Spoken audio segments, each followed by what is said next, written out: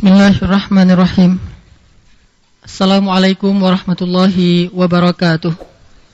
Alhamdulillahirabbil alamin. Alhamdulillahi wa kafa.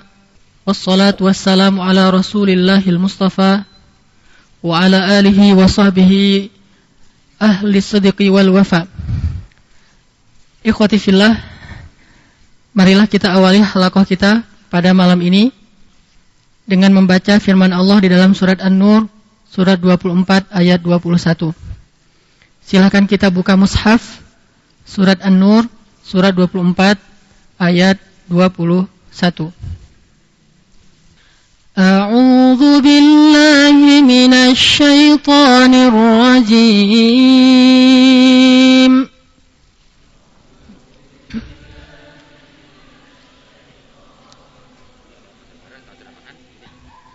Bismillahirrahmanirrahim.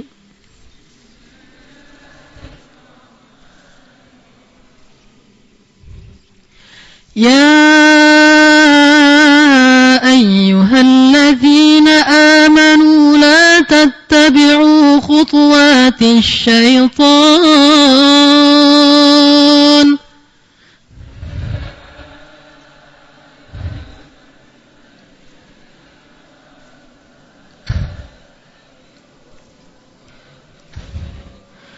وَمَنْ يَتَّبِعْ خُطُوَاتِ الشَّيْطَانِ فَإِنَّهُ يَأْمُرُ بِالْفَحْشَاءِ وَالْمُنكَرِ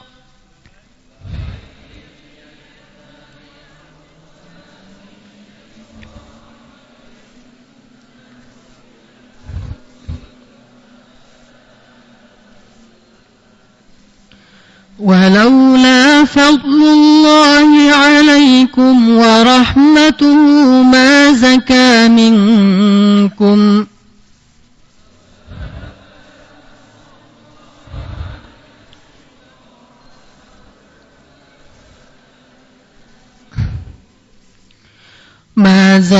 منكم من أحد أبدا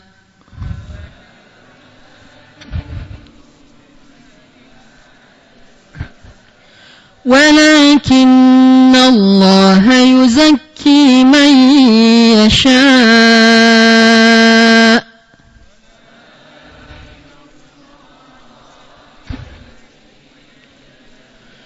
والله سميع عليم.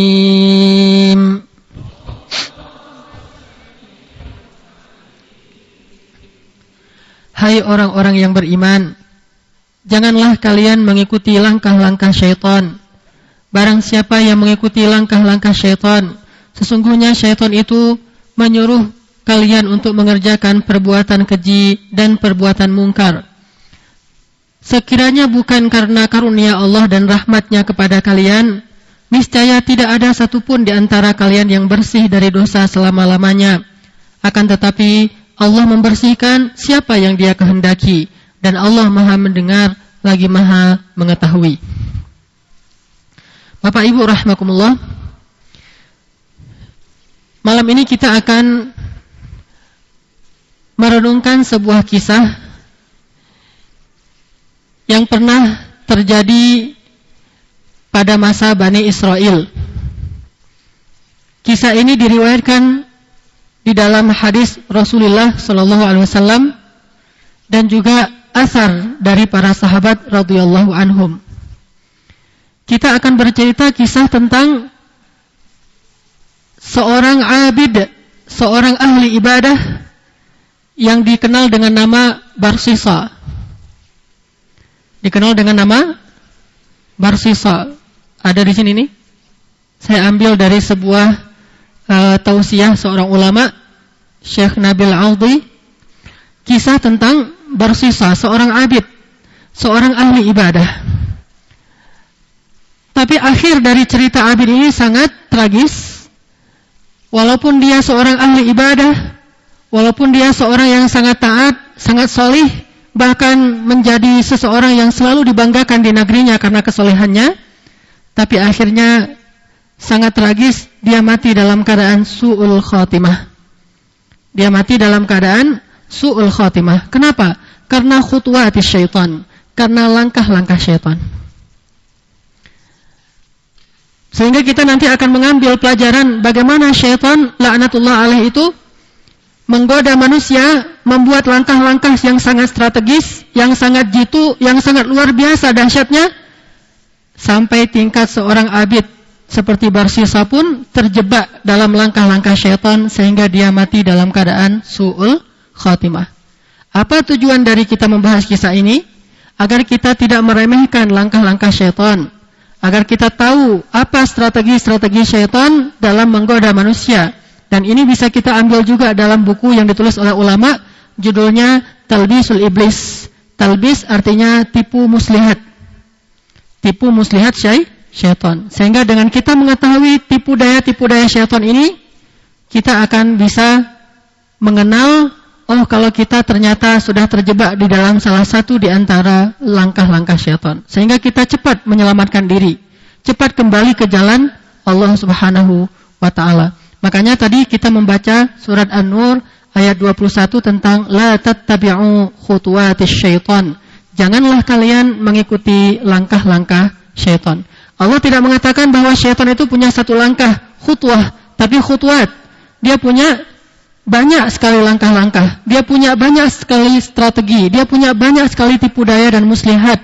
Sehingga kita harus tahu sebagiannya, kalaupun kita tidak tahu semuanya. Kalau kita baca di dalam kitab Talbisul Iblis, maka penulis buku itu menyebutkan lebih dari 100 tipu daya syaitan. Tetapi saya hanya mengambil 7 saja di antara 100 itu, agar kita tahu apa saja Talbisul Iblis. Tapi sebelumnya, kita harus yakin dulu kata Allah, inna kaidah syaitan kana dha'ifa. Sesungguhnya tipu daya syaitan itu sebetulnya adalah lemah. Kalau kita punya iman, kalau kita berserah diri kepada Allah, kalau kita berilmu, kalau kita hati-hati, insyaallah inna kaidah syaitani kana dha'ifa. Sesungguhnya tipu daya syaitan itu amatlah lemah. Apa saja langkah-langkah syaitan dalam menggoda manusia? Di sini saya sebutkan ada 7 langkah syaitan dalam menggoda manusia. Dulu pernah dicatat kan ya? Masih ingat? Mana catatannya? Masih ada? Kalau yang letting pertama pasti udah pernah mencatat. Kan ini banyak letting 2 nih. Banyak yang baru masuk dalam taklim, alhamdulillah. Langkah syaitan yang paling besar di antara 7 ini adalah ghurur. Memperdaya. Membuat seseorang itu akhirnya tidak berdaya. Itu ghurur. Sebagaimana firman Allah di akhir surat Luqman, "Fala taghurrannakumul hayatud dunya wa la yaghurrannakum billahil gharur." Allah menyebut syaitan itu dengan istilah gharur. Arti gharur yang suka memperdayai. Jadi bukan hanya disebut dengan syaitan. Tahu arti syaitan apa? Syaitana itu artinya yang jauh. Jadi syaitan yang paling jauh dari kebenaran itu syaitan. Sedangkan sebutan lainnya adalah gharur. Perbuatannya ghurur. Orangnya, subjeknya gharur. Gharur itu artinya yang suka memperdayai. Atau istilah lainnya adalah khannas. Khannas artinya yang muncul dan hilang, muncul dan sembunyi. Maka kita akan lihat salah satu di antara 7 langkah-langkah syaitan itu adalah ghurur, memperdayai manusia, sehingga manusia merasa tidak ada daya dan upaya, dia kalah telak di hadapan syaitan. Tapi untuk sampai kepada ghurur ini, syaitan akan menggunakan langkah-langkah. Ada waswasah, ada tasghir, ada tazyin, ada tamanni, ada adawah, ada takhwif. Untuk sampai ke tingkat ini yang paling bahaya, maka syaitan akan menggunakan cara-cara ini. Ini disebut dengan langkah 1, langkah 2, langkah 3, langkah-langkah syaitan. Berhubung karena laptopnya hampir habis baterai, jadi kita langsung masuk ke sini dulu, nanti baru saya kisahkan. Pas habis baterai nanti kisah ya. Saya buat kayak gitu. Kita terjemahkan saja biar kita nanti tidak lupa. Pertama ada langkah waswasah. Waswasah itu berbisik. Alladzi yuwaswisu fi sudurin nas, yang berbisik di dada manusia. Itu namanya waswasah. Dia membisikkan. Arti berbisik ini apa? Memunculkan ide-ide. Dan tidak selalu ide buruk. Kadang-kadang ide baik juga. Cuma ide baik ini membawa kita kepada ide buruk. Makanya dia tidak selalu berbisik yang jelek-jelek. Yang bagus-bagus juga dibisikin sama dia. Cuma yang baik ini nanti akan diarahkan perlahan-lahan sampai kepada yang buruk. Nah, ini namanya waswasah. Berbisik dengan ide-ide. Baik atau bahkan buruk. Kemudian ada yang namanya tasghir. Dari kata saghir. Tasghir itu meremehkan. Menganggap dosa itu kecil. Dia akan menawarkan kepada kita dosa-dosa kecil. Maslahatnya kan lebih besar. Manfaatnya lebih besar daripada mudaratnya. Maslahatnya lebih besar daripada kerusakannya. Sehingga ambil saja. Memang ada dosa tapi kecil. Lebih besar maslahatnya. Ini namanya tasghir. Maslahatnya besar tapi mudaratnya kecil. Tasghir, meremehkan dosa. Dianggap dosa kecil lah. Gak ada apa-apanya. Nah, ini. Kemudian ada tazyin. Tazyin ini menghiasi dosa, menghiasi perbuatan. Sehingga kita bisa bangga dengan perbuatan dosa kita. Malah kita cerita-cerita ke orang lain tentang dosa kita. Ini namanya tazyin. Malah kita pamerkan kepada orang lain dosa kita. Malah kita senang kalau orang lain mengikuti kita, menonton kita, melihat kita. Ini namanya tazyin. Memperindah perbuatan dosa di mata si pembuat dosa itu. Atau di mata orang lain. Sehingga dia merasa kagum kepada pembuat dosa. Ngefans-nya sama pembuat dosa. Ngefans sama artis yang jelas-jelas kemana-mana dia goyang dan buka aurat. Dia ngefans. Ini berarti kena tazyin. Siapa fansnya? Misalnya katakanlah Jupe. Jupe jadi idola. Akan dia juga pakai jilbab. Ini tazyin nih. Kan dia juga umrah. Umrah dari mana? Dari harta yang dia joget-joget. Kalau dia udah bertobat, baru kita bukan kagum. Kita, alhamdulillah dia udah bertobat. Makanya kita doain, Allahumma hdiha. Semoga Allah memberi dia hidayah. Ini enggak boleh jadi idola. Siapa idolanya? Orang yang banyak berbuat dosa. Siapa idolanya? Bob Marley. Siapa idolanya? Orang-orang yang banyak ganja, narkoba, entah apa-apa. Itu jadi idola, tazyin. Dibuat kita merasa bangga pakai baju Bob Marley. Allahu Akbar, Bob Marley depan. Ini tazyin. Kemudian tamanni ini berangan-angan. Jadi dibuat oleh syaitan, kita tidak beramal, tapi kita berangan-angan.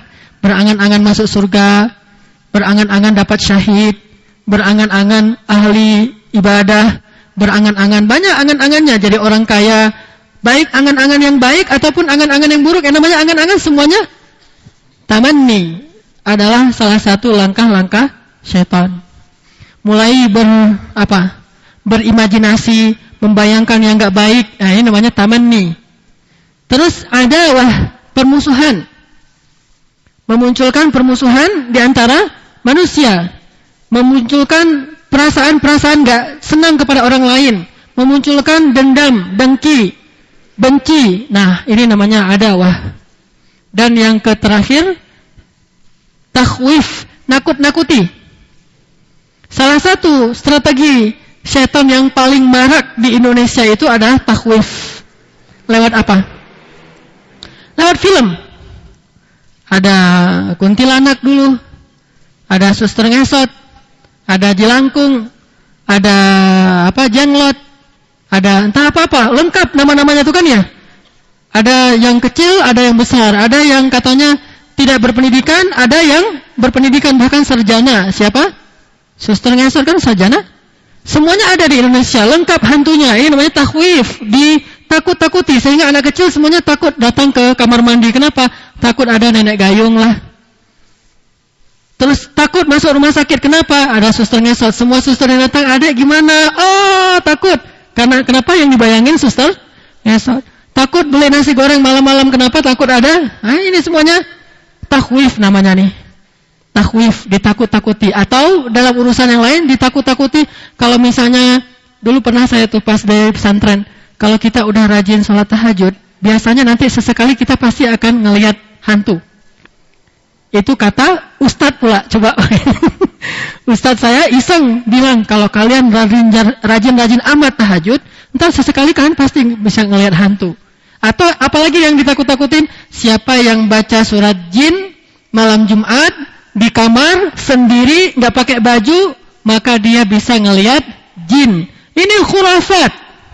Bukan gara-gara baca surat jin, gara-gara dia nggak pakai busana apa-apa, makanya bisa ngelihat jin. Karena dia bermaksiat sama Allah, sehingga orang nggak berani menghafal dan membaca surat jin. Terus untuk apa diturunkan surat itu? Bukankah di situ dikatakan minnas salihun wa minna duna dzalik? Dan antara jin itu ada yang saleh, ada yang tidak. Dan orang-orang minal insi ya'udzuna birijalin minal jin fazaduhum famazaduhum illa rahaqa. Orang jin menyesatkan manusia. Ini semuanya takhwif. Hampir habis? Ini ya, jadi ada 7, membisikkan ide-ide yang negatif, meremehkan dosa, menghiasi perbuatan buruk, berangan-angan, memunculkan permusuhan, dan menakut-nakuti. Sedangkan gurur memperdayai. Ini semuanya nanti berujung kepada ini, gurur. Akhirnya dia benar-benar menjadi pengikut syaitan. Kalau udah jadi pengikut syaitan berarti dia sudah kena gurur. Maka Allah mengatakan, fala taghurrannakumul hayatud dunya wala yaghurrannakum billahil gharur. Janganlah kalian diperdaya oleh zat atau syaitan yang suka memperdaya. Baik, Bapak Ibu rahimakumullah, kita kembali kepada kisah inspiratif tentang khutuwatis syaitan, langkah-langkah syaitan. Kisah tentang seorang abid. Siapa namanya? Ini Lenovo? Oh, jazakallah khair. Siapa nama abid ini? Barsisa. Bukan Barsisha, itu mah shisha. Shisha, tahu shisha? Rokok. Rokoknya orang Arab. Bukan Barsisha, Barsisa. SH. Barsisa. Siapa Barsisa ini? Barsisa ini adalah seorang ahli ibadah di antara kalangan Bani Israel, yang dia itu ibadahnya paling terkenal, kesolihannya paling terkenal, soleh banget.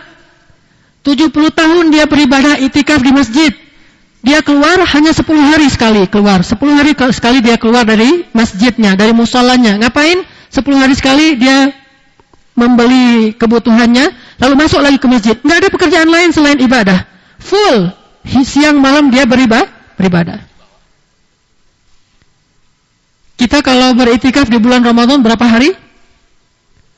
10 hari terakhir atau 9 hari, tergantung Ramadan berapa lama. Itu juga apakah siang dan malam? Banyaknya malam saja. Itu juga apakah ganjil dan genap? Banyaknya ganjil saja. Itu pun apakah satu malam penuh? Enggak, sepertiga malam terakhir saja. Itu pun apakah semuanya sholat? Enggak, kadang-kadang enggak kuat juga sholatnya panjang. Akhirnya zikir-zikir aja lah. Saking lemahnya ibadah kita.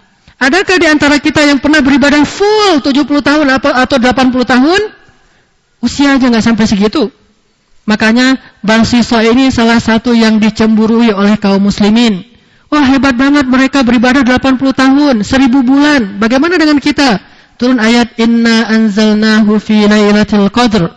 Salah satu kalimatnya Lailatul Qadr khairum min alfi syahr. Lebih baik daripada 1000 bulan.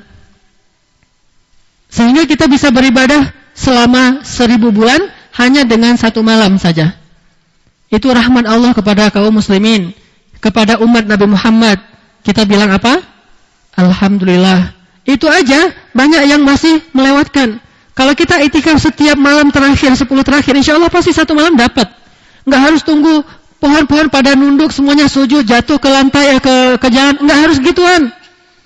Kok malam ini kayaknya pohon tenang-tenang aja, bukan malam Lailatul Qadar, tidur aja. Nggak selalu gitu. Malam ini kok nggak cerah langitnya, karena emang lagi musim banyak hujan, jadi nggak akan cerah langit. Nggak selalu kayak gitu. Pokoknya ibadah aja setiap 10 terakhir malamnya, kalau bisa sih itikaf, pasti salah satunya adalah Lailatul Qadar. berarti kita sama dengan sholat selama 1000 bulan. Siapa yang pernah melakukan ini? Barsisa. Ibadah 70 tahun. Gak pernah keluar dari tempat ibadahnya, ma'badnya, kecuali hanya untuk membeli beberapa kebutuhan kayak roti, kemudian dia masuk lagi. Itu aja kerjaannya. 10 hari sekali keluar beli roti, masuk lagi. 10 hari sekali keluar, masuk lagi. Semuanya hanya ibadah saja. 70 tahun. Setelah 70 tahun, ternyata di negeri itu hiduplah 3 orang pemuda. 3 orang pemuda yang baik, pemuda yang solih. Mereka punya adik perempuan yang cantik. Jadi 4 orang sekeluarga. 3 laki-laki, 1 perempuan. Perempuan ini yang bungsu, yang paling kecil. Cantik. Suatu ketika 3 orang pemuda ini berencana untuk ikut perang jihad fi sabilillah. Mereka ada wajib militer, mereka harus ikut berperang, membela negaranya, akhirnya mereka wajib untuk ikut berperang. Entah berapa bulan, lama. Sehingga mereka berpikir, ini bagaimana dengan nasib adik kita?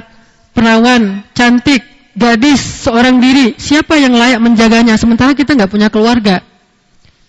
Sementara di kampung itu tidak ada orang yang mereka percaya kecuali Barsisa. Pergilah mereka ke rumah Barsisa. Ya Syekh, tolonglah kami. Kami ini pemuda-pemuda yang wajib berperang. Dan kami akan meninggalkan rumah kami sementara adik kami tidak ada yang menjaga. Bolehkah kami titipkan adik kami kepada engkau ya Syekh? Dan cuma tidak ada yang kami percayai di negeri ini selain engkau. Kata Syekh ini, saya takut saya tidak akan sanggup untuk menjaga amanah kalian. Kata mereka, kalau engkau tidak mau, siapa yang bisa menjaga adik saya? Apakah engkau rela jika adik saya ini terjadi apa-apa pada dirinya sementara kami tidak ada? Apakah engkau tidak khawatir ada seorang perempuan yang bisa engkau tolong tapi engkau tidak menolongnya? Karena dibujuk-bujuk terus, akhirnya ya sudahlah. Si Syekh ini ada ma'bad, tempat ibadah kecil kayak musola, terus ada rumah beliau. Disuruh taruh perempuan ini di rumahnya, sementara beliau tinggal di musola, nggak keluar dari musola kecuali 10 hari sekali. Pergilah 3 orang pemuda ini berjihad. Si perempuan ini ditaruh di rumahnya Barsisa. Datanglah syaitan. Waswasah, berbisik dalam bentuk ide-ide di hati manusia. Karena syaitan itu kata Nabi, yajri majrad dam, mengalir di dalam aliran darah kita. Jadi siapapun bisa digoda oleh syaitan. Datang syaitan mengatakan, ya Barsisa, kenapa engkau tidak pernah menengok keadaan perempuan itu? Sudah 10 hari dia tinggal di rumahmu, engkau tidak tahu keadaannya. Apakah dia sakit, apakah dia punya hajat sesuatu yang gak berani dia katakan. Cobalah kamu ketuk pintu rumah itu, sehingga kamu dengar apakah dia masih ada di dalamnya dan sehat. Akhirnya, oh iya, saya harus bertanggung jawab. Saya harus tahu bagaimana orang yang saya jaga itu, apakah dia masih sehat atau apa. Maka 10 hari sekali dia masuk. Dia keluar dari ma'badnya, dia ketuk pintu. Tok, tok, tok, tok. Terdengar suara di dalam. Dibalas, tapi bukan dengan suara. Dibalas ada kayak orang apa, ngapain gitu. Oh, masih ada di dalam. Dia masuk lagi ke ma'bad. Ibadah 10 hari. Keluar lagi. Tok, tok, tok, tok. Tok, tok, tok, tok. Dari dalam. Keluar. Masuk lagi ke ma'bad. Setelah sekian lama kayak gitu, datang lagi tuh setan. Was-wasa lagi. Masa cuma gitu-gitu aja? Kamu gak khawatir kalau si perempuan itu mungkin punya hajat yang ingin dia bilang, tapi gak berani karena segan. Coba kamu beri dia salam, mudah-mudahan dia jawab, dan kamu tanya ada perlu apa? Supaya kamu bisa memberikan apa yang dia inginkan hajatnya. Kan dia perempuan, gak berani keluar sendiri. Akhirnya keluar, tok tok tok, assalamualaikum. Dijawab, waalaikumsalam. Alaki hajah, apakah kamu membutuhkan sesuatu? La wallah, tidak, gak apa-apa. Syukron misalnya, makasih gitu ya. Dah masuk lagi ke ma'bad ibadah. Ya Allah, subhanallah, alhamdulillah, wa la ilaha illallah, Allah akbar. Keluar lagi. Tok tok, assalamualaikum, waalaikumsalam. Alaki hajah, ada sesuatu yang kamu butuhkan? La, enggak perlu. Akhirnya masuk lagi. Terus kayak gitu. Ada masalah? Tidak ada masalah. Apakah yang dilakukan Barsisa itu salah? Tidak, dia orang solih. Dan dia tidak menyentuh perempuan itu, bahkan ngelihat wajahnya pun enggak. Ngomongnya di balik dinding. Kan ini sesuatu yang sangat wajar.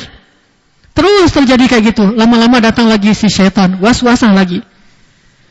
Kenapa kamu tidak bertanya kepada dia, apakah dia perlu belajar ilmu atau apa? Karena dia sesungguhnya orang yang masih awam tentang agama. Siapa tahu dia bisa mengambil ilmu dari kamu. Nanti dia dengan ilmu itu akan beramal soleh, kamu dapat pahala. Itu masuknya kemana di antara semua ini? Masuknya ke tazyin. Dia memberikan ide-ide yang baik dan luar biasa menarik, sehingga membuat orang ini berpikir, oh betul juga ya, kalau saya ngajarin dia tentang cara ibadah, siapa tahu nanti dia jadi abid seperti saya dapat pahala yang sama dengan yang dia lakukan. Oh iya benar. Keluar, Assalamualaikum, Waalaikumsalam, alaki hajah, ada sesuatu yang kamu butuhkan? Enggak ada yang saya butuhkan, terima kasih. Ya kalau kamu misalnya pengen belajar sesuatu ilmu agama, akidah, ibadah, saya siap mengajarkan, tapi dari balik dinding. Oh boleh juga. Namanya ada sesuatu di hati mereka? Enggak ada. Perempuan ini anak yang baik, bersiswa ini seorang ahli ibadah. Niatnya baik, pengen ngajarin agama. Saya pengen belajar sholat, saya nggak tahu cara sholat yang benar. Kalau orang sekarang curhat lewat BBM. Ngirim BBM jam 12 malam ke Ustadz, saya ada masalah begini. Nggak dijawab ping, nggak dijawab lagi ping. Lama-lama dijawab juga kan? Nah ping ini adalah waswasa. Dibisikin dengan ping. Akhirnya mulailah curhat dulu. Ini mah masalah sepele lah, cuma masalah curhat aja. Tasghir kan? Semua masalah curhat. Masalah sepele. Kenapa dia tidak curhat kepada ustazah? Kenapa cari ustaz? Kalau mau ustazah mah nggak ada serunya. Sama ustaz lebih seru. Saya bilang, kalau mau curhat kayak gini, mending curhat aja ke istri saya, ke Umi. Curhat sekali ke Umi. Besoknya ke saya lagi. Ping. Was-wasa. Dianggap, apakah dia punya niat jahat? Nggak punya niat jahat. Apakah saya punya niat jahat? Nggak punya niat jahat. Cuma kita telah mentasghir, meremehkan keadaan ini. Kita anggap ini cuma masalah lewat BBM juga, nggak tahu mana orangnya. Apalagi di PP-nya itu nggak ada gambar, cuma ada mungkin bunga, mungkin pemandangan, mungkin batu, mungkin entah apa, pokoknya bukan wajahnya. Ini dianggap tasghir. Lama-lama mulai masalah pribadi, mulai kenal, mulai segala macam, sampai naudzubillah min dzalik, jauh, bisa jauh. Nah, ini juga terjadi pada bersiswa. Beliau ngajarin ilmu, beliau di balik pintu, si perempuan ini di balik pintu dengerin tausiah di balik hijab. Kalau ini masih lebih jauh nih, tausiahnya kelihatan orangnya. Masih lebih soleh bersiswa daripada kita kan? Hati-hati ya, Bu. Masih lebih soleh bersih. Nggak bakalan. Itulah yang nggak bakalan, itu yang disebut dengan tasghir. Katakan saja, insya Allah saya akan hati-hati Ustaz nggak usah macam-macam sama saya, gitu kan? Nggak bakalan, saya tahu Ustaz nggak ada niat apa-apa. Itulah yang disebut dengan tasghir. Ustaz kan orang salih, nggak akan ada niat apa-apa. Saya juga takut pada Allah kok Ustaz. Itu namanya tasghir, meremehkan situasi, keadaan. Si perempuan ini duduk dengan baik mendengar cara ibadah itu begini, niat, ikhlas, cara wudu, cara sholat, segala macam dijelasin. Duduknya di luar satu, di dalam rumah satu. Setiap hari kayak gitu. Syekh ini merasa alhamdulillah ilmu saya bermanfaat juga. Tazyin, diperindah. Masya Allah, dia perempuan yang solehah mau belajar. Si perempuan ini juga alhamdulillah ya, ternyata ada manfaat juga saya tinggal di sini. Bisa sekalian nyantren. Saya bisa belajar kepada ulama yang terkenal selama ini. Terkenal banget tuh. Alhamdulillah saya merasa beruntung sekali. Besok saya mau tanya pertanyaan ini, saya mau tanya pertanyaan itu. Makin kritis kan, makin banyak pertanyaannya. Terus ngobrolnya asik. Nggak terasa sesekali mereka ketawa, karena ada yang spontan lucu, ketawa. Satu ketawa di dalam rumah, satu ketawa di luar rumah. Datang lagi syaitan setelah sekian lama. Ya bersisa. Apa kata orang yang lewat lalu lalang di daerah sini, jika melihat kamu berbicara dengan perempuan itu dari balik rumah, nanti malah muncul fitnah. Aneh sekali gelagat kalian, kayak orang apa gitu. Sebaiknya kamu duduklah di dalam rumah, supaya tidak muncul fitnah. Ini namanya apa? Tazyin, supaya tidak muncul fitnah. Kan bagus kan nasihatnya? Emang ada yang salah? Nggak ada. Supaya nggak muncul fitnah, duduk aja di dalam rumah. Tapi pintunya jangan ditutup. Soalnya kalau ditutup nanti bahaya, ada setan. Bahaya ngomong setan. Karena kalau berduaan yang ketiga itu setan, kata si setan. Jadi jangan tutup pintu, bukain aja. Buka sedikit lah, biar nggak muncul fitnah juga. Atau kalian biar nggak tergoda. Oh iya, benar. Daripada nanti orang mikirnya macam-macam. Apa kata dunia? Bersiswa ahli ibadah ternyata ngomong sama cewek yang bukan murim, teriak-teriak dari balik dinding. Udah masuk. Mudah-mudahan lebih leluasa. Ini saya praktekin nih Neng, cara sholat nih, Allahu Akbar. Ini tangannya begini, diajarin cara letakkan tangan, cara ruku, sujud, begini caranya segala macam. Oh gitu ya Ustadz, gitu kan ya. Kalau misalnya kita pengen doa, apa doa yang baik Ustadz? Ajarin doa-doa, cara ngangkat tangan tuh gimana. Oh luar biasa, terus aja. Datang lagi setan. Ya bersisa. Kamu pernah dengar nggak orang-orang ternyata ngegosipin kamu sama si Neng ini nih? Masa sih? Ini kan membatin ya, di dalam batinnya. Banyak gosip-gosip yang terjadi tentang masalah kalian. Karena kalian berduaan. Daripada ketahuan sama orang, kalian tutup aja pintu. Kan kamu orang soleh, nggak bakalan ada niat macam-macam lah. Niatnya baik kok, pengen ngajarin dia. Cuma biar lebih intensif ya ketemu. Yang tutup pintu biar nggak dilihat orang, biar nggak macam-macam. Oh iya, tutup pintu. Neng, boleh tutup pintu? Maaf, punten banget. Nggak ada niat macam-macam. Saya cuma pengen nggak ada fitnah di luar. Saya tahu kok Ustadz nggak apa-apa. Nah, mulailah ya. Tutup pintu. Akhirnya ceritanya kemana-mana nih. Nggak lagi masalah sholat, masalah ibadah, masalah kita udah curhat kemana-mana. Oh cerita jauh, udah dekat. Mulailah muncul tamanni itu apa? Masya Allah, saya selama ini nggak pernah ada perasaan kayak gini di hati saya. Ini dak-dikduk nih nggak pernah tahu nih apa maksudnya nih. Udah mulai falling love. Udah mulai ada perasaan cinta. Kenapa ya akhir-akhir ini saya sholat kok nggak khusyuk, ibadah kok nggak konsen, teringat dia terus. Si bersisanya nih, si perempuan nggak tahu karena nggak disebutkan dalam riwayat itu, perempuannya merasakan nggak cinta. Yang jelas bersisa ini mulai merasakan, dia solehah, dia baik, dia pintar, dan kayaknya dia suka sama saya, nah, gitu kan ya. Mulai narsis dikit lah. Akhirnya gimana kah kalau saya jadikan dia istri ya? Atau saya PDKT dulu deh, lebih dekat, caper dikit. Mulai terus taman nih berharap si perempuan ini jatuh cinta kepada dia. Dan terus dekat. Akhirnya apa yang terjadi? Setelah semakin dekat, pintu tertutup rapat, mereka semakin leluasa. Dan tidak ada lagi waktu hanya siang saja. Sekarang kapanpun bisa ketemu. Dan udah seperti adik kakak, udah percaya banget, saya percaya sama kamu, saya juga nggak akan ngapa-ngapain kamu. Wah luar biasa dekat. Akhirnya na'udzubillah min dzalik, mereka pun akhirnya berzina.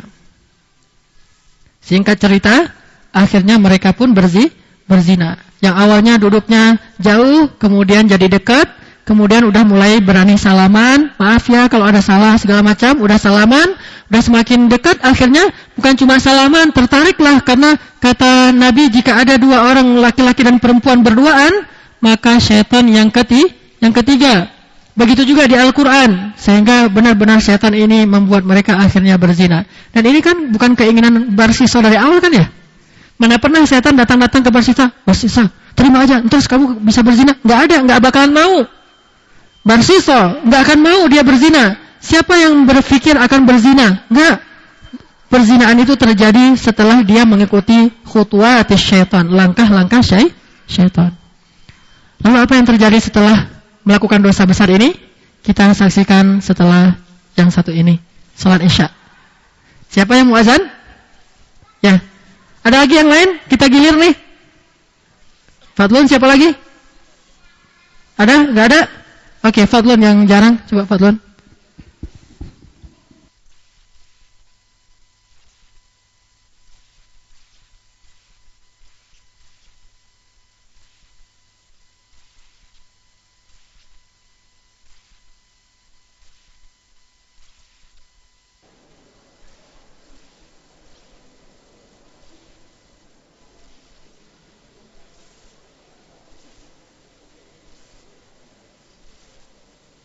Cek. Tes.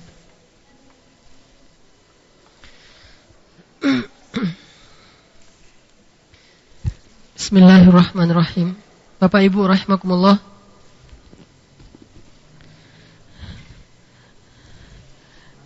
Kita tadi sampai di adegan ketika Barsisa akhirnya jatuh dalam perbuatan dosa besar, sebagaimana firman Allah di dalam surat An-Nur ayat 21 tadi, bahwa wa may yattabi' khutuwatis syaitan, siapa yang mengikuti langkah-langkah syaitan, fa innahu ya'muru bil fahsya. Sesungguhnya syaitan itu menyuruh kepada perbuatan fahsya. Apa itu perbuatan fahsya? Sebagian ulama lughah, ulama bahasa mengatakan fahsya itu perbuatan dosa yang dilakukan secara sembunyi-sembunyi. Dan biasanya hanya merugikan dirinya sendiri saja. Itu namanya fahsya. Di antara contoh fahsya itu yang sering kali di Al-Quran itu adalah perbuatan zina. Itu fahsya. Nah, kata Allah, وَمَنْ يَتَّبِعْ خُطُوَاتِ الشَّيْطَانِ وَمَنْ يَتَّبِعْ خُطُوَاتِ الشَّيْطَانِ فَإِنَّهُ يَأْمُرُ بِالْفَحْشَاءِ فَإِنَّ الشَّيْطَانَ يَأْمُرُ بِالْفَحْشَاءِ. Sesungguhnya syaitan itu menyuruh perbuatan-perbuatan dosa secara sembunyi-sembunyi. Tapi sebelum dia sampai kepada fahsya, dia akan menggunakan khutuwat, strategi, langkah-langkah seperti yang kita lihat di layar tadi. Pertama dia gunakan waswasa, dia munculkan ide-ide, kemudian ide itu ditazyin supaya terlihat benar, supaya terlihat bermanfaat, sehingga kita mengatakan benar juga tuh. Lalu ketika ada efek-efek negatif, ada dosa-dosa kecil ditasghir oleh dia, dianggap remeh. Gak masalah, itu cuma dosa kecil, tapi kan manfaatnya lebih besar. Sedangkan dosanya itu nanti akan hilang karena manfaatnya lebih besar. Ini namanya tasghir. Setelah itu nanti tamanni, dibuat dia berangan-angan, punya berhayal, punya keinginan-keinginan, hasrat segala macam. Ini sampailah akhirnya dia barsisa tadi kepada perbuatan fahsya. Jadi sebelum ya'muru bil fahsya, dia akan melepaskan khutuwat, langkah-langkah, strategi-strategi. Ini yang harus kita waspadai. Makanya Allah bukan mengatakan, janganlah kalian menjadi penyembah syaitan. Bukan. Janganlah kalian mengikuti langkah-langkah syaitan. Kalau Allah mengatakan, wala yaghurrannakum billahil gharur, janganlah kalian diperdaya oleh syaitan yang suka memperdaya. Itu adalah kalimat yang udah jelas setelah kita membaca khutuwat-khutuwat. Tapi yang harus kita fahami, janganlah kalian mengikuti langkah-langkah syaitan. Bahasa lainnya lagi, bukan dikatakan wala tazni, janganlah kalian berzina, bukan kayak gitu ayatnya. Wala taqrabu zina, janganlah kalian mendekati zina. Allah tidak mengatakan wala ta'kul malal yatim, janganlah kalian makan harta anak yatim, tetapi dikatakan wala taqrabu malal yatim, janganlah kalian mendekati harta anak yatim. Jadi mendekati di sinilah yang disebut dengan khutuwat, langkah-langkah syaitan. Syaitan enggak akan bilang langsung kepada barsisa, ya barsisa, berzinalah dengan gadis itu. Tidak, enggak akan mungkin barsisa mau. Wahai barsisa, bunuhlah gadis itu. Tidak, enggak akan mungkin dia mau. Sama dengan kita. Wahai ustadz, berzinalah dengan muridmu, enggak akan mau. Wahai murid, berzinalah dengan ustadzmu, enggak akan mau. Tetapi dikatakan, jawablah BBM-nya, bertanyalah ke ustadz itu, salah? Enggak salah, enggak dosa. Tetapi setelah itu nanti ada yang lebih besar lagi, sedikit demi sedikit. Makanya bukan enggak boleh, tetapi kita harus hati-hati. Kita harus benar-benar lihat apa yang kita lakukan, sadar, jangan-jangan kita sudah mulai melenceng dari jalan Allah SWT. Dan saat seperti itulah kita udah masuk kepada khutuwati syaitan. Cuma kadang-kadang anehnya ketika kita udah melenceng, datang lagi khutuwat lain, tazyin, dibuat indah. Jadi kita senang dengan kemelencengan kita. Ini kan bahaya. Kita senang dengan kemelencengan kita. Itu yang bahaya juga. Kita menjadi hobi dengan itu, menjadi tertarik, menjadi doyan, nah ini bahaya. Ketika ini yang terjadi, mulailah kita sedikit demi sedikit mengikuti langkah syaitan. Lalu bagaimana dengan barsisa? Setelah dia berzina, bukan hanya sekali, beberapa kali, akhirnya barsisa ini meninggalkan ibadahnya. Tidak lagi seperti dulu yang rajin ibadah, rajin sholat. Karena udah banyak dosa. Al-iman yazidu wa yanqus. Iman itu bertambah dan berkurang. Yazidu bit ta'ah wa yanqusu bil ma'siyah. Bertambah dengan ketaatan, berkurang dengan maksiat. Ketika kita melakukan dosa, maka kita akan malas ibadah, tidak khusyuk lagi, tidak lagi seperti dulu soleh. Udah malas ngaji, malas ibadah, malas zikir. Kenapa? Udah banyak dosa-dosa besar. Sehingga ma'badnya, musolanya sepi sekarang. Malam-malamnya yang dulu penuh dengan air mata dia menangis kepada Allah, sekarang tidak ada lagi orang yang berdiri sholat. Dia udah mulai sibuk dengan perempuan ini, dia selalu melakukan perbuatan dosa, padahal gak nikah juga. Akhirnya setelah sekian lama perempuan ini hamil. Dia bilang, ya Barsiso, sesungguhnya aku mengandung anakmu. Bagaimana ini? Barsiso panik. Seorang ahli ibadah, orang yang soleh sekarang menghamili seorang perempuan yang baik-baik, yang suci. Tiba-tiba dia harus punya anak haram. Panik, dalam kepanikan itu sekian lama akhirnya perempuan ini melahirkan. Setelah dia melahirkan, Barsiso makin panik. Bagaimana anak ini akan dia rawat sementara dia belum menikah? Pasti ini jelas bahwa dia telah menodai perempuan itu. Akhirnya datang lagi syaitan setelah sekian lama. Syaitan ini bilang kepada Barsiso, ya Barsiso, supaya kamu bisa bertaubat, supaya hidup kamu normal lagi, begini saja. Kamu bunuh bayi itu. Kamu bunuh bayinya saja. Setelah kamu bunuh bayi itu, kamu jadikan ini rahasia kalian berdua dengan si perempuan. Setelah itu, kalian hidup normal lagi. Perempuan ini normal lagi, kamu normal lagi. Tidak ada yang tahu. Akhirnya Barsiso bilang ke perempuan, bagaimana kalau kita bunuh bayi ini? Dia bukan anak saya, bukan anak kamu, karena dia bukan hubungan yang sah. Sebagai seorang ibu, gimana pun juga dia akan mempertahankan anaknya. Tidak, saya tidak mau anak ini dibunuh. Ini anak kita, ini darah daging saya, darah daging kamu. Akhirnya bertengkar. Udah bertengkar, udah panik dan segala macam, dibunuhlah dua-duanya. Bayinya dibunuh, si perempuannya dibunuh karena udah panik. Setelah dibunuh, dikuburkan di satu kubur. Setelah itu dia bertobat kepada Allah, dia menyesal, dia, ya Allah ampunkan dosa saya, segala macam. Datanglah 3 orang laki-laki pemuda yang tadi pergi berjihad. Setelah sekian lama mereka datang. Bagaimana dengan keadaan adik kami? Adik kalian sakit. Sakitnya luar biasa keras. Dan saya sudah mengusahakan berbagai macam pengobatan, akhirnya dia meninggal. Mohon maaf, saya tidak bisa melakukan apa-apa. Mereka semuanya sedih. Diantarkan ke kuburannya, ini kuburannya. Baru saja beberapa hari lalu meninggal. Akhirnya mereka kembali ke rumahnya. Malamnya, saat mereka tidur, setan tadi datang ke mimpi mereka masing-masing. Datang ke mimpi si anak laki-laki yang pertama, yang kedua, yang ketiga. Mimpinya sama. Apa mimpinya? Bagaimana Barsiso itu berzina dengan adik mereka, lalu membunuh bayinya, membunuh ibunya, lalu menguburkan di situ. Jadi mimpi seperti kenyataan, dibuat oleh syaitan. Bukankah syaitan itu juga bisa mampu masuk dalam mimpi orang-orang yang banyak dosa? Orang yang mimpinya benar adalah orang yang ucapannya jujur.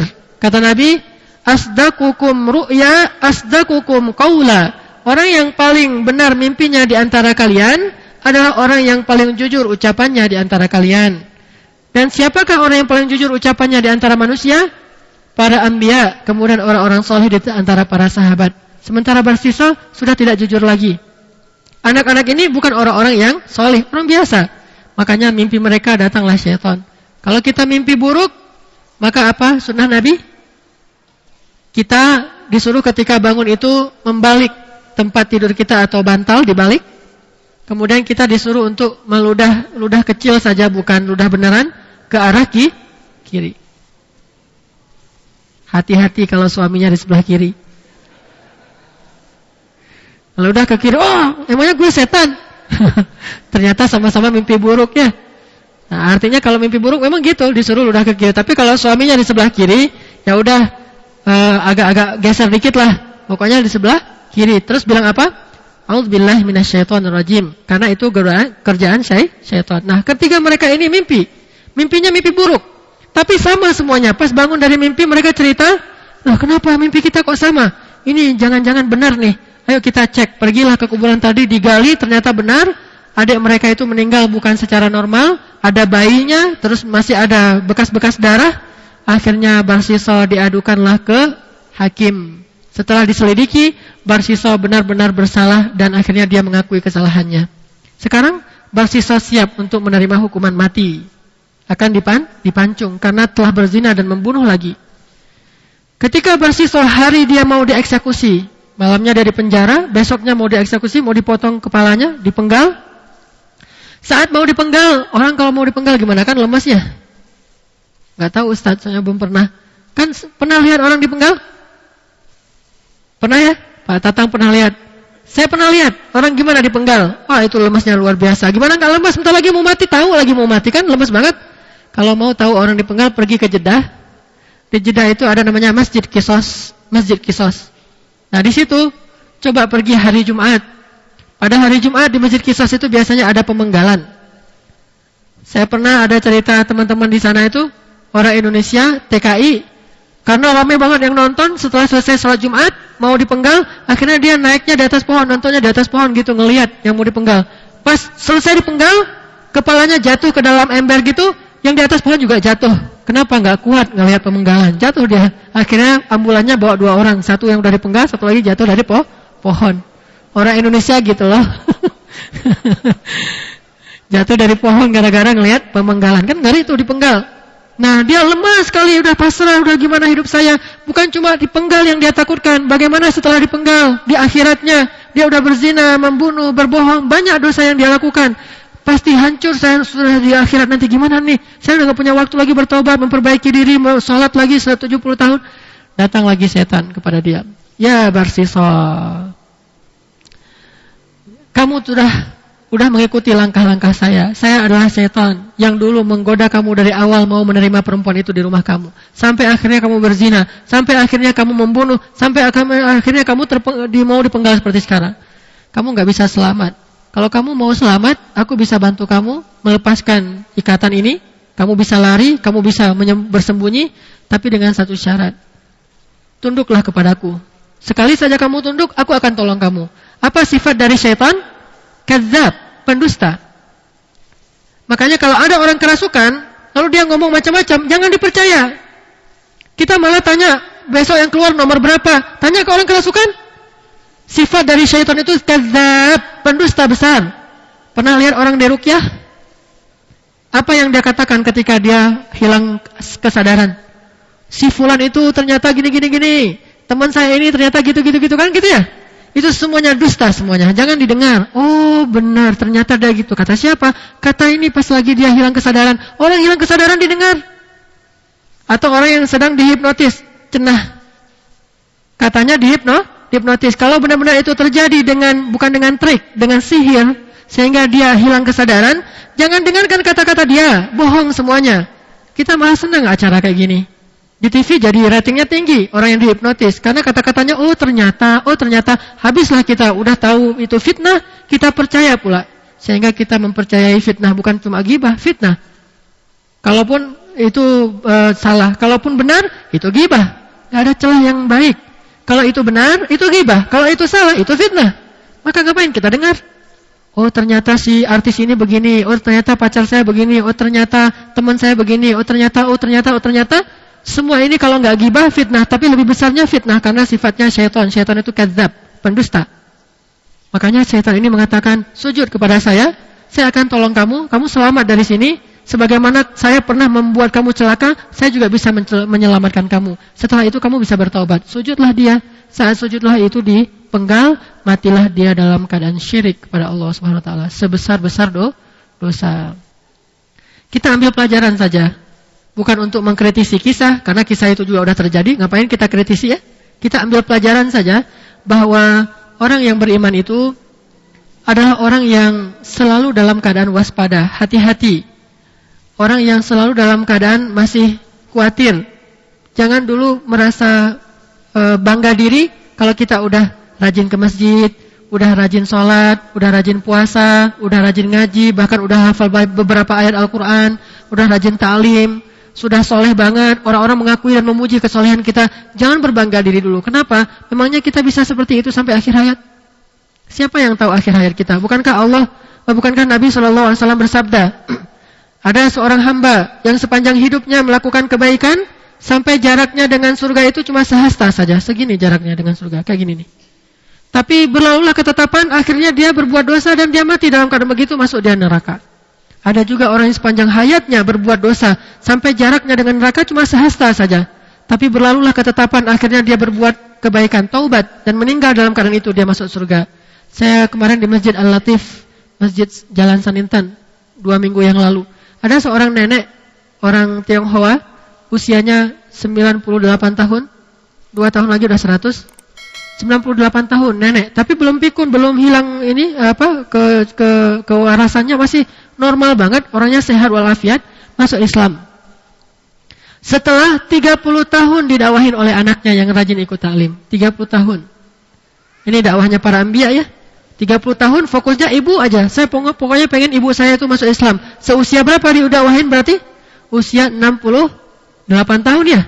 Udah jadi nenek-nenek. Sampai usia 98 tahun, akhirnya alhamdulillah kemarin masuk Islam. Setelah beliau masuk Islam, karena keluarganya masih banyak yang Chinese, orang Kristen, datanglah biarawati pendeta ke rumah beliau, maksa-maksain beliau lagi keluar dari Islam.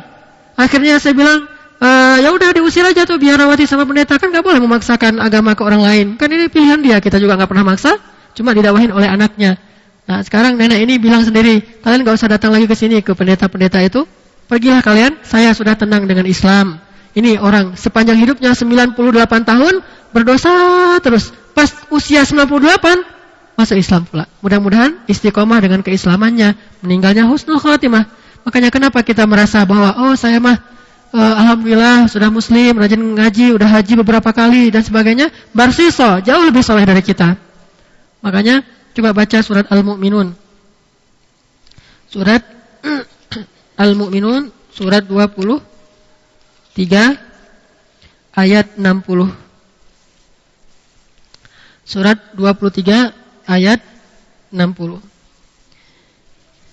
Bismillahirrahmanirrahim.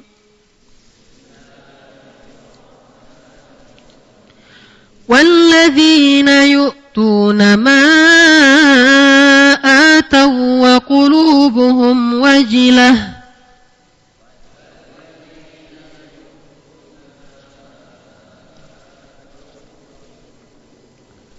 وَقُلُوبُهُمْ وَجِلَةٌ أَنَّهُمْ إِلَى رَبِّهِمْ رَاجِعُونَ.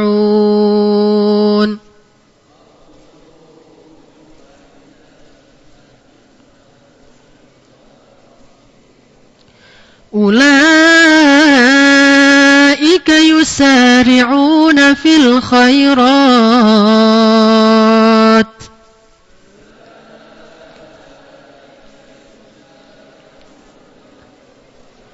يسارعون في الخيرات وهم لها سابقون.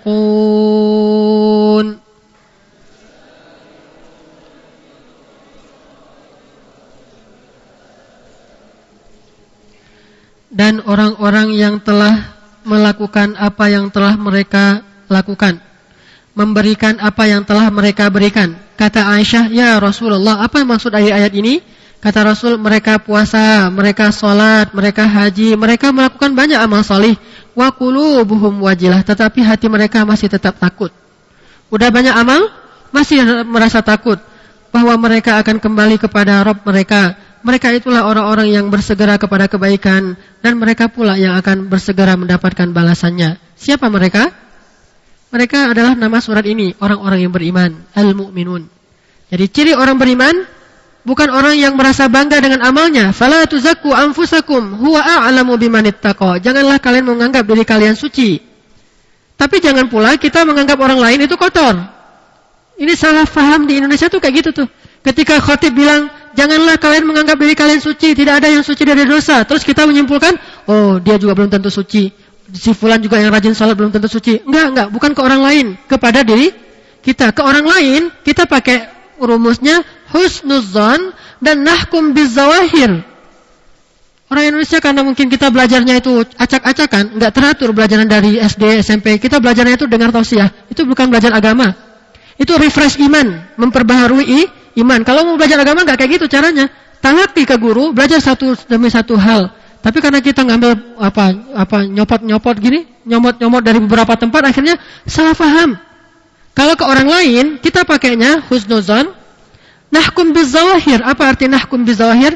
Kita berhukum dengan yang tampak saja. Kalau tampaknya dia rajin ke masjid, ya udah dia orang saleh. Kalau tampaknya dia berjilbab, ya udah dia salehah. Urusan hatinya, itu urusan Allah yang Maha tahu isi hati. Memangnya kita tahu isi hati orang? Tapi kalau kita tahu isi hati kita.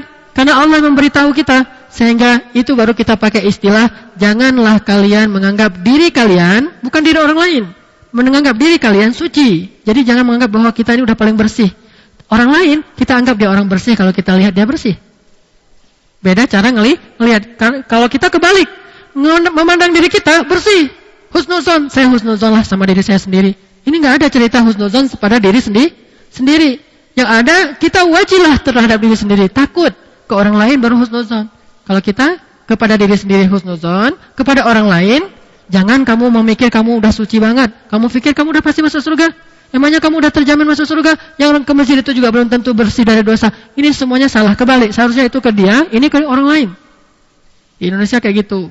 Banyak orang yang, saya sering mendengar ucapan-ucapan yang miring kayak gini. Yang berjilbab juga belum tentu hatinya baik. Emangnya kamu tahu isi hati dia? Malaikat aja nggak tahu isi hati seseorang. Malaikat emang pernah catat isi hati? Nggak ada cerita malaikat mencatat isi hati yang ada. Malaikat mencatat yang tampak saja. Isi hati yang tahu cuma Allah. Alimum bidatis sudur. Orang sholat, riak dan nggak riak yang tahu siapa? Cuma Allah yang tahu. Kemudian orang itu, malaikat aja nggak tahu. Malaikat catat dia sholat. Kata Allah, buang pahala sholatnya. Kenapa ya Allah? Riak. Allah yang tahu. Makanya tugas malaikat mencatat. Tugas Allah menghisap, menghitung mana yang baik, mana yang buruk. Malaikat nggak pernah menghisap, nggak bisa menghisap. Bisanya mencatat. Allah yang maha menghisap. Innallaha sari'ul hisab, maha cepat dalam menghisap. Makanya balik kepada ini, orang mukmin itu orang yang udah banyak beramal tapi masih khawatir. Apa yang dia khawatirkan? Satu, jangan-jangan amal saya ini belum sempurna seperti contoh Rasul sehingga nggak diterima. Atau kita khawatir, jangan-jangan nanti suatu saat saya malah bangga dengan amal ini sehingga saya jadi riya. Riya hapus semua amal. Atau jangan-jangan nanti saya nggak bisa istiqomah, saya ada masalah nanti nggak bisa istiqomah. Atau banyak sehingga kita nggak perlu merasa berpuas diri dulu, berbangga diri dulu. Harusnya kita wajilah, ya Allah maafkan saya. Kan doa orang setelah beribadah itu apa? Rabbana la tu'akhidna in nasina aw akhtana. Ya Allah, ampunkanlah dosa saya. Janganlah engkau marah jika saya salah, jika kami keliru, jika kami lupa. Itu doa orang yang sudah beribadah, bukan doa orang bermaksiat. Kalau orang sudah bermaksiat, doanya Rabbana zalamna anfusana. Itu kalau habis berbuat dosa. Tapi kalau habis berbuat kesolehan, doanya Rabbana la tu'akhidna in nasina. Sama-sama minta ampun, cuma beda redaksinya. Itu doa adalah doanya orang-orang beriman. Amanar Rasul. Orang-orang yang beriman mengatakan sami'na wa ata'na ghufranaka rabbana. Masih minta ampun. Makanya enggak ada di antara kita yang di sini yang sudah mendapatkan jaminan surga seperti para sahabat ahli Badar, ahli perjanjian Hudaybiyah, Bai'atul Ridwan. Mereka sudah dijamin surga. Itu aja masih khawatir. Bagaimana dengan kita yang tidak dapat jaminan surga? Kenapa kita tidak khawatir? Semuanya bisa saja berubah. Saya dulu di pesantren kenal teman adik kelas saya, itu tukang azan, tukang doa. Kalau sholat, dia selalu yang azan. Kenapa? Saking solehnya. Pokoknya musola kita di pesantren, dia terus yang azan. Dia yang paling awal datang ke masjid. Malam dia yang bangunin yang lain. Soleh banget. Kalau ada acara, dia yang disuruh berdoa karena terkenal solehnya. Apa yang terjadi pas saya lihat di Facebook terakhir ini? Setelah sekian lama kita nggak saling ketemu, pas ketemu di Facebook, ininya udah tatoan semuanya, udah pakai kalung, udah kayak hewan pakai kalung yang apa tuh, yang besar tuh. Terus udah gini, fotonya, Masya Allah, ini orang dulunya soleh banget, nggak ada yang nyangka berubah. Ada satu lagi, kalau sholat nggak pernah wudu, saking bandelnya sholat itu nggak pernah wudu. Yang tahu dia nggak pernah wudu siapa? Teman-temannya. Ustaz nggak ada yang tahu. Dia sholat nggak pernah wudu tuh, terkenal. Terus juga suka ngebut-ngebutan anak-anak geng klub motor gitu, bukan geng motor, klub motor. Terus juga dia pacaran aja kerjaannya, ganggu-ganggu cewek. Pokoknya bandel aja. Pas lihat di Facebooknya, ininya udah hitam. Ahli ibadah ininya udah hitam. Terus janggutnya udah panjang. Pas cari-cari tahu, ternyata udah ikut tabligh. Udah ikut jamaatut tabligh khuruj 3 hari, 40 hari, 4 bulan, udah India, Pakistan, Bangladesh, Thailand, segala macam. Masya Allah, semuanya bisa berubah. Bagaimana dengan kita yang hari ini? Bisa jadi orang yang paling saleh di antara kita bukan yang berbicara, tetapi yang beramal. Yang berbicara belum tentu saleh, yang mendengar juga belum tentu saleh, tapi yang beramal di antara kita yang saleh. Makanya udahlah, nggak usah kita merasa aman dulu. sampai akhir hayat kita bisa mengatakan la ilaha illallah, barulah aman. Aman itu nanti di akhirat. Di dunia belum tentu aman. Hati-hati dengan langkah-langkah syaitan. Makanya kita tutupi nih semua pintu-pintu syaitan. Mana aja pintu syaitan? Tadi salah satunya adalah dosa kecil, itu pintu setan masuk. Bukan dosa besar. Kalau dosa besar bukan pintu setan, emang kerjaan setan. Pintunya supaya bisa sampai ke dosa besar, dosa kecil. Hati-hati dengan dosa kecil, jangan remehkan. Kalau kita udah meremehkan, berarti udah masuk tasghir. Dua, apalagi pintu setan? Hal-hal yang menarik, tetapi tidak boleh. Hal-hal yang menarik, kan banyak hal yang menarik. Kalau sekarang bagi anak-anak muda yang menarik apa? Musik. Musik, kalau musiknya masih islami, motivasi, nasyid, masih ikhtilaf lah di antara ulama. Ada yang membolehkan, ada yang tidak membolehkan, Allahu a'lam. Katakanlah masih mending lah. Bagaimana dengan musik-musik yang udah percintaan, terus pelan-pelan sampai kepada cinta semalam, terus joget ini, joget itu, terus ada joget. Ini semuanya dosa, udah bukan dosa kecil lagi ini, udah dosa besar. Apalagi melihat perempuan berjoget-joget, jelas dosa besar. Bagaimana sholatnya akan khusyuk? Bagaimana akan menghafal Quran? Bagaimana akan ikut ta'lim dan berkesan dengan ilmu? Enggak bisa. Kenapa? Al-ilmu nurun wa nurullah la yu'ta lil 'asi. Ilmu itu cahaya, dan cahaya Allah itu tidak diberikan kepada pendosa. Hal-hal yang menarik itu pintu setan. Terus apalagi? Marah. Marah itu pintu setan. Makanya kenapa terjadi pembunuhan?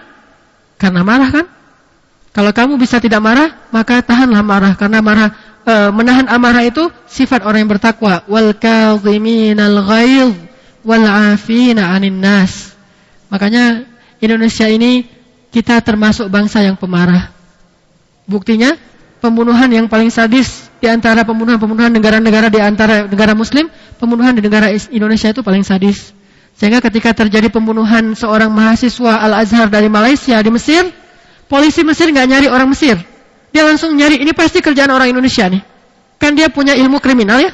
Kriminolog mereka mengatakan model pembunuhan kayak gini nih, ini cuma terjadi bagi orang Asia nih, kerjaan orang Asia. Dan di antara orang Asia, Indonesia, coba cari mahasiswa Indonesia. Benar, pembunuhnya orang Indonesia, mahasiswa Al-Azhar. Gimana membunuhnya? Suaminya dibunuh, kemudian istrinya dibunuh, anak-anaknya diikat semuanya, rumahnya dibakar, hidup-hidup mereka semuanya dibakar supaya hilang jejak. Sadis, terjadi di Mesir ketika saya masih di sana. Gara-gara apa? Gara-gara marah.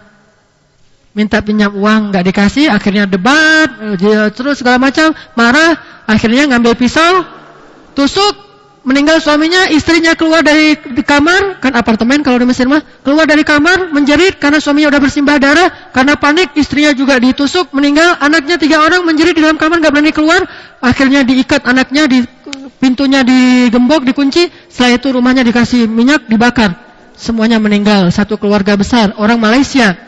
Saat itu kita malu sekali orang-orang Indonesia. Ini nggak sampai beritanya mungkin ke Indonesia, tapi yang uniknya polisi Mesir nggak cari orang Mesir, langsung cari orang Indonesia dan dapat. Kenapa? Cara orang Indonesia itu lebih sadis. Orang Mesir bunuh aja, udah nggak ada cerita-cerita diikat, itu nggak. Dan kriminal di Mesir itu sedikit. Kalau kita tahu Dubai itu kota yang luar biasa maju ya, zero crime, nggak ada kriminal sama sekali. Zero crime, nggak ada kriminal, nol kriminalnya nggak ada. Qatar, nol kriminalnya nggak ada. Kenapa? Buat kesalahan, bunuh, langsung selesai. Nggak ada yang berani.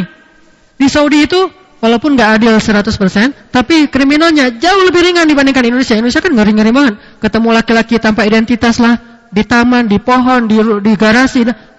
Nauzubillah min dzalik. Udah parah banget. Kenapa? Pertama, hukumnya nggak kuat. Kedua, orangnya itu pemarah. Coba di jalan, rata-rata pemarah kan? Dan kalau mau lihat bangsa Indonesia itu di jalan tuh paling banyak orang yang gampang marah. Di jalan itu kadang-kadang bukan masalah keserempet, masalah mau duluan tuh gimana tuh? Matanya kan ya. Ada yang sengaja masang-masang plat dengan stiker-stiker aparat supaya dia nggak biar gaya-gayaan gitu. Terus juga kalau misalnya udah gitu, panjang tiri, wah luar biasa. Ini memicu kemarahan, dan kemarahan itu adalah khutwatis syaitan.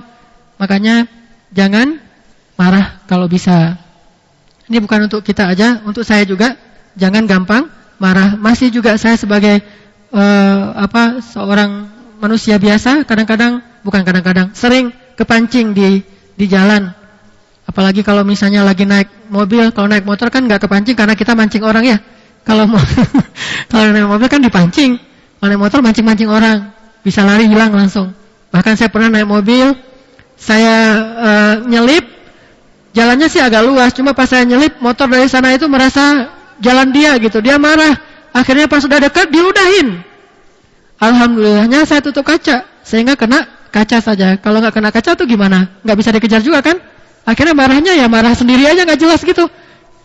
Coba, itu mancing, dia berbuat dosa, kita kepancing. Belum lagi nanti angkot yang sembarangan. Belum lagi kadang-kadang ibu-ibu kalau nyetir kadang-kadang dia agak-agak kagok gimana gitu ya. Buat kita kadang-kadang sebel. Nah ini semuanya memancing kemarahan. Apalagi kalau kita udah punya temperamen yang emang kayak gitu. Karakternya ini bahaya sekali. Bisa, benar emang bisa. Makanya saya sendiri juga sering kalau didampingin sama istri, alhamdulillah, kalau perempuan kan punya magic ya. Dia pegang dada kita udah langsung, ya udah astagfirullahaladzim. Kalau nggak ada istri, nggak ada yang pegangin dada kan, wah udah bahaya tuh. Bukan orang lain yang celaka, diri kita sendiri yang celaka. Kalau kita sampai membunuh, yang terbunuh dan yang membunuh finnar, dua-duanya dalam neraka. Coba, masih mending yang membunuh, yang terbunuh udah terbunuh masuk neraka pula, kan ruginya dua kali. Di dunia dia KO, di akhirat dia habis, nggak ada gunanya. Ini saya ngomong gini nih untuk diri sendiri ya, karena saya benar-benar merasa bahwa ini ujian bagi saya nih, emosi. Mungkin kebanyakan makan kambing, jadi makanya sekarang makan sayur, makan buah, pagi-pagi wortel. Biar nggak, saya karena suka kambing nih. Kalau pergi kemarin saya dapat ini dari Pak Tatang, katanya di Arab itu, di Mekah itu ada kambing misfalah ya Pak Tatang ya. Saya pas umroh cari mana kambing misfalah, pergi ke misfalah. Marahnya bukan di Mekah, di Indonesia. Di Mekah nggak bisa marah karena kota suci. Sampai di Indonesia baru mulai ngomel-ngomel. Ini semuanya ujian bagi diri kita. Apalagi kalau karakternya Sumatera. Orang Sumatera itu ngomong baik-baik aja udah kayak marah. Gimana marahnya? Jadi terbawa udah. Dan jangan katakan karena itu Sumatera jadi boleh, enggak, tetap enggak boleh. Udah Sumatera, Aceh pula. Udah Aceh, belajarnya di Mesir. Coba. Kan enggak, kan sempurna banget tuh. Sumatera yang Acehnya lagi tuh. Di antara semua Sumatera yang gamnya di mana? Di Aceh, gam. Udah gam gitu. Gam itu di Aceh itu ada yang lembut, ada yang kasar. Saya dari provinsi yang kabupaten yang kasar. Pidi, yang paling kerasnya di antara orang Aceh itu di Pidi itu paling kerasnya. Yang orang Aceh pasti tahu orang Pidi itu. Yang paling keras orang Pidi, terus pusatnya gam pula. Siapa dulu ada Syafi'i gitu. Saya kenal dengan beliau. Udah gitu kuliahnya di Mesir. Mesir, negara Arab paling kasar itu Mesir. Belajar di Mesir. Di Mesir tinggalnya di namanya Masalah. Masalah itu pusatnya preman-preman Mesir, tinggalnya tuh di Masalah. Gitu saya tinggal di samping kandang keledai apa. Kalau kita naik angkot tuh, angkotnya itu isinya tuh orang-orang teriak-teriak, marah-marah, apalagi bulan Ramadan tuh. Oh, udah kayak singa. Cuma baiknya shallu 'alan nabi. Salawatlah kepada Nabi, mereka bilang sallallahu alaihi wasallam, reda. Enggak ada dendam ya. Cuma yang ngomongnya tuh bisa teriak-teriak tapi enggak ada dendam. Itulah penyakit. Kadang marah itulah yang membuat kita berbuat dosa besar. Makanya tutupilah semua pintu-pintu, terutama dosa kecil. Terakhir saya tutup dengan kata-kata seorang sahabat namanya Ka'ab bin Malik. Beliau mengatakan, sungguh kalian menganggap suatu dosa hanya sehelai rambut, padahal dulu kami menganggapnya termasuk al-mubiqat. Mubiqat itu dosa yang mencelakakan. Dosa yang mencelakakan itu membunuh, berzina, riba, itu dosa mubiqat. Tapi kalian menganggap dosa-dosa itu semua sehelai rambut, padahal itu mubiqat. Gibah kalian anggap sehelai rambut, padahal itu mubiqat. Fitnah, mubiqat. Mendengar musik-musik yang haram, mubiqat. Tapi kalian menganggapnya hanya sehelai rambut. Itulah bedanya kita dengan para sahabat. Mudah-mudahan kita bisa terbebas dari waswasus syaitan alladzi yuwaswisu fi sudurin nas, dengan cara menghambat semua khutwat langkah-langkah syaitan. Kita amalkan itu baru ilmu. Kalau belum diamalkan bukan ilmu, wawasan. Saqafah baru kita amalkan, setelah diamalkan baru dia menjadi ilmu. Mudah-mudahan apa yang kita dengar malam ini tidak sekedar menjadi tamattu akli, wawasan yang kita bersenang-senang dengannya, tapi bisa menjadi ilmu dan hikmah yang bisa kita amalkan dan kita sebarkan kepada yang lain. Amin ya rabbal alamin. Mari kita istiqomah belajar, terus menggali, terus membaca, terus mentafakuri dan mentadaburi. Mudah-mudahan Allah menerima amal kita hingga akhir hayat kita. Mari kita tutup dengan doa kafaratul majlis. Subhanakallahumma wa bihamdika asyhadu an la ilaha illa anta astaghfiruka wa atubu ilaik. Assalamualaikum warahmatullahi wabarakatuh.